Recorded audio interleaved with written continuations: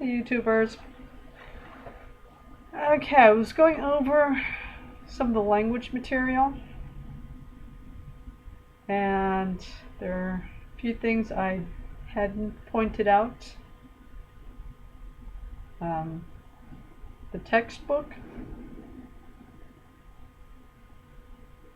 Now again, I've been saying this, the audio component is the most important uh, language material if you don't have a background in that language. If you're not hearing it on a daily basis or you didn't grow up hearing it, because learning something the wrong way is not something we want to do. It takes time and effort learning a language, and having to unlearn what you've learned is probably the most unmotivating thing, counterproductive thing you could do. So, the learning material, textbooks, if it doesn't come with its own audio component, probably should not be used until you are in the country where the language is spoken. That Turkish textbook I mentioned in the language material video. Yeah, I really wouldn't have used that until I was in Turkey, and like now I don't plan to really refer to it until I've been there for a while, or at least until I've gone through all the other material I've collected. Now at this point, after having spent more than enough money on language material, and not being prepared to repeat that situation, repeat that process, I'm going to use library material, free material, anything I can possibly use that has an audio component, as opposed to purchasing something, until I'm actually in that country and I know there's a reason to invest effort and money in acquiring it, because you're going to be all over the place with this thing. The kind of material you use will depend on your background and your wallet. Okay, if you do not have a background in this language, you're going to want to stick with audio material. There are plenty of apps now that you can download that have, all these audio features to it. And there are CDs you can also get from the library. Now, if your particular branch or library system doesn't have the language you're trying to get, or they only have a method that you find counterproductive, I'm not going to go into this, but that you don't find suits your needs, like actually wanting to learn the language, you may want to just bypass that whole library option and go for something like YouTube. The thing with YouTube is you have to write your own notes. You have to. Do not think. Just like I said, you needed a booklet for the CD language, like the in-flight audio CDs.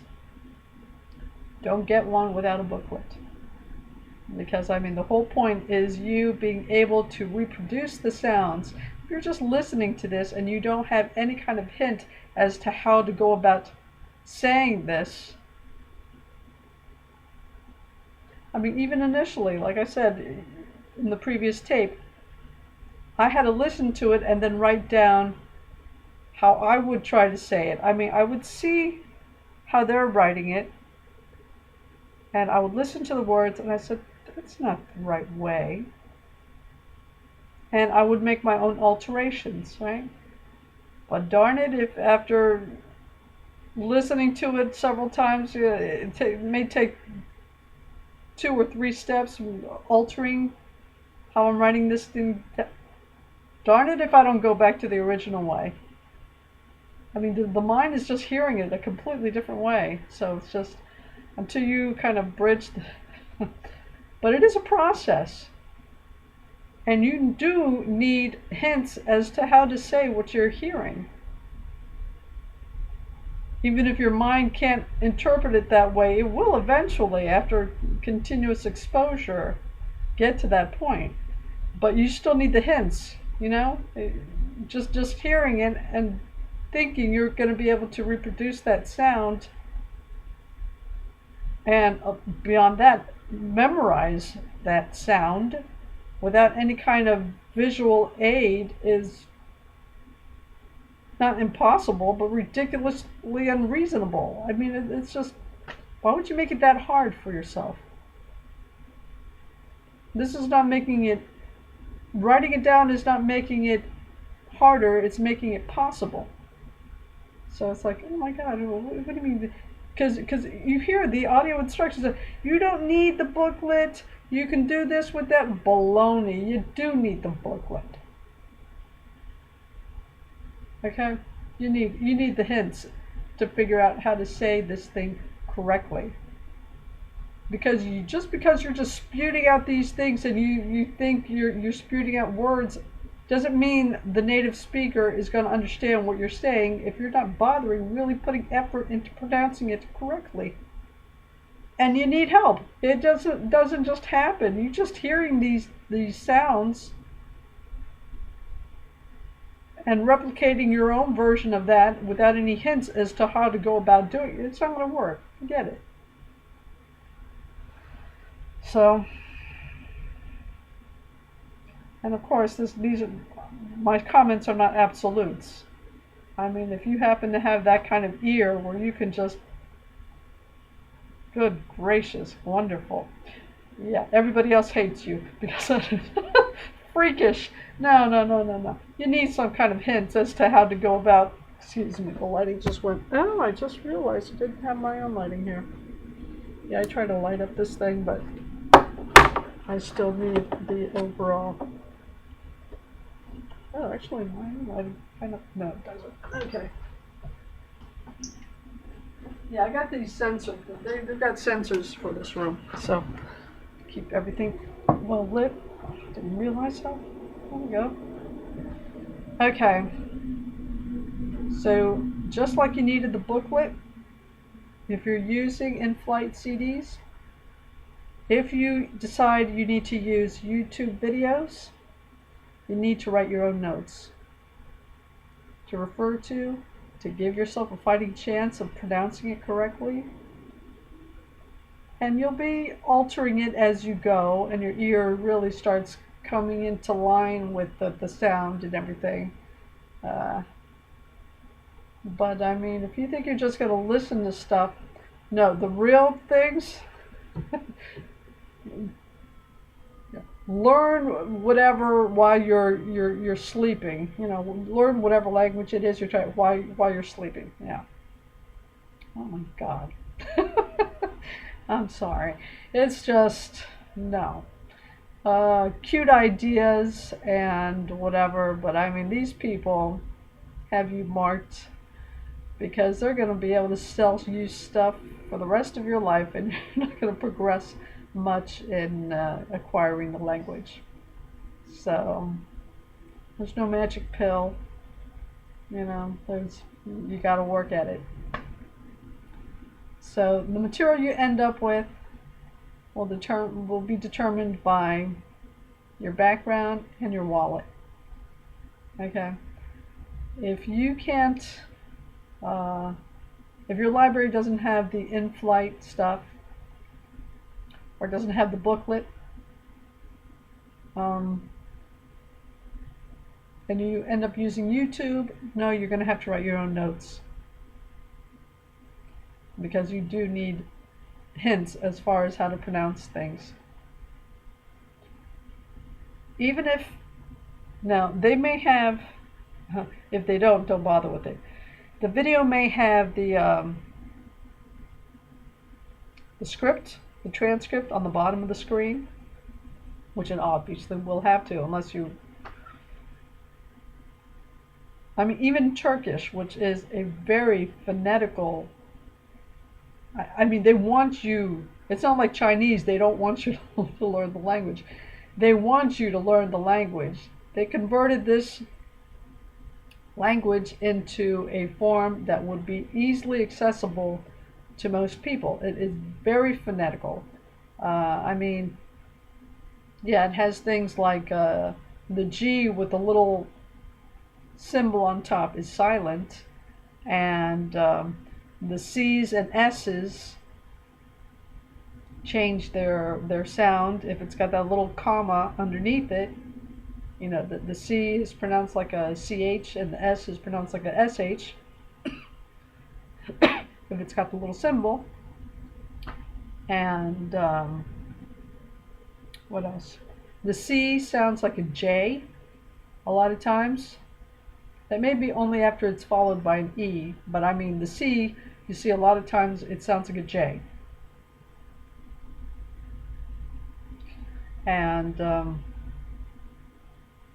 you see, this is the reason why you might want to get check out the phrase book from your local library, and the 10 or 10 or 15 pages. Again, very small pages, so don't get all weird on me, because it gets into this kind of stuff, the phonetics of it, the phonics, and just the very, just really, really essentials as far as the most common aspects of the grammar, just to get a general idea of how they more or less go about structuring the language. Because you don't need anything else. I mean, just everything else is just extra. Of course, I'm talking about the beginner. I'm not talking about if you want to go become an advanced student and whatever, for whatever reason. You're getting a job where it's actually, they're paying you to deal with this on that level, that language level. But a beginner, even intermediate student, they don't need all that. So it's like, you don't use it. So for the most part, again, unless you actually have a profession where you are using that, they're paying you for that, you don't use it. You don't need all that information. Okay? For your own curiosity, you decide to go ahead and go that way, fine, but you're not going to be using it. So that's just something you want to do. But yeah, the material you end up selecting will depend, again, on your background and on your wallet. Audio. Just know, if you don't have the background, it has to be audio. Something like a textbook that doesn't come with its own audio, whatever, CD or whatever, you probably don't even want to use it until you're already in the country and you've already worked with audio material that basically beginners really all they need to do is really focus on the audio language components. All the other stuff is just curiosity or just wanting a better overview, filling in a few gaps, confirming a few things, patterns that keep on occurring, but as far as what you're actually going to be using, you're not going to be using any of that stuff. It's basically audio.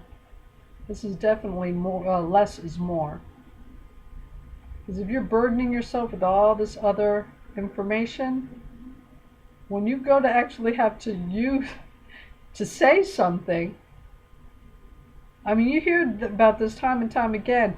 People have just crammed their heads with all the grammar rules and all this and that and what's it, and they cannot speak it at all. They're just, it's like a deer stuck in traffic kind of thing. Stuck in headlights, right? And even if you're really good at selecting your language material, when the time comes for you to use it, you still may have to take a class just to be able to get it, go beyond just your mind kind of almost being able to grasp it, and when you're under the stress of having to use it and applying it, knowing it and applying it, kind of bridge. But once you're there, you may have all that information and you just may have to take baby steps to build that bridge, just focusing maybe on one or two phrases and then going from there, if you can't afford to take a class, just to, get all that going. So, again, you will see me putting down lists of my favorite language materials, but that doesn't necessarily mean I'm using it in whatever order I feel like using it. Some I may just have in reserve that I can see that this is really going to be useful once I'm in a different situation, once I'm already there. Unless it already has, like I said, an audio component, odds are I'm not going to use it. Now, I could only do that with something like Spanish because I grew up hearing it. So I can use just about any language material if we're talking about Spanish, because I don't need the audio component. I already know how it's supposed to sound. I may need practice on saying it. I may need to say it like 5 or 6 times before I can say it without an accent. A little kind of rehearsal thing. But I know what it's supposed to sound like eventually. And I can get to the point where I'm saying it like it's supposed to sound eventually if I practice a little. That doesn't apply to any other language. So, unfortunately, I don't see myself from what's happening globally. That's kind of a downer, because that's the one language that I can it's like a free-for-all. All the language, which I can use almost any language material out there, assuming it's not convoluted BS that is actually counterproductive in learning. These companies that just want to milk you and, have you purchasing all this thing, but that's it. I mean, that would be the only language that I could use just about any material I felt like using. Otherwise, it's got to be audio. And it's going to stay that way until I'm already in the country and have already assimilated, incorporated all the other, material I've collected. So I'm just using the textbook to fill in the gaps, to confirm the stuff I've already noticed, and just to give me a little bit more additional information to go to the next level. And that's why the textbook is listed there, even though I've gone through it. I know it's going to be very useful if I do it at the appropriate time, which is not before the other stuff. So I wanted to point that out. It's the textbook that I've listed is very good, but it's going to wait until I've exhausted all the audio language materials, the apps, the YouTube videos, which I will make a point of writing out my own notes. And of course, I'm only going to use YouTube videos that have the transcript on the bottom of the screen, because that's going to be just way too much work. It's now you're getting kind of ridiculous about that as well. And I'm going to stick to things that I think are actually going to be used on a daily basis, ongoing daily basis, not just maybe a train station thing, which might happen maybe once or twice a year, as opposed to a bus station scenario, which is going to happen at least 4 times a week, or purchasing food, which is going to happen every day. So again, it's knowing, it helps to have some travel experience, because you really can figure out at that point a lot of the situations you're going to find yourself in and what's actually going to be useful. So you can focus on those expressions, those travel expressions, and the best travel expressions. You can not only stick to just travelers' vocabulary, but once you kind of figure out your own personality and the situations you're going to place yourself in, you can also rate what travel phrases are the best to learn for you. So it's an ongoing process, but you do end up figuring out less is more. The more you know how you're going to use the language and what it takes to use a foreign language, the easier you are going to be able to pinpoint the best language material for you. So the process eventually gets easier as you go. And being able to sidestep all the wasteful approaches is also going to be incredibly advantageous. It's just, there's a lot of BS out there. But the more you expose yourself to these situations, the more you figure out how you are going to use the material. And it really helps. It just, it does get easier. Okay, I wanted to make a point of getting that out there. Talk to you later.